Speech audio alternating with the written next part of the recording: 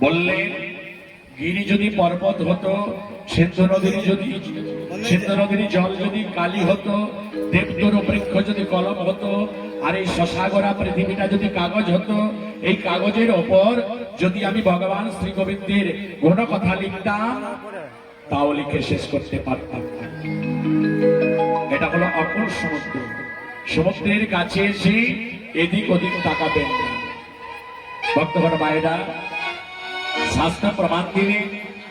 কি প্রমাণ দিলেন? মহাভারত যখন নহুষ রাজা অজগর সাপ হয়ে জন্মগ্রহণ করে খেয়ে না খেয়ে দিনাতিপাত করছে,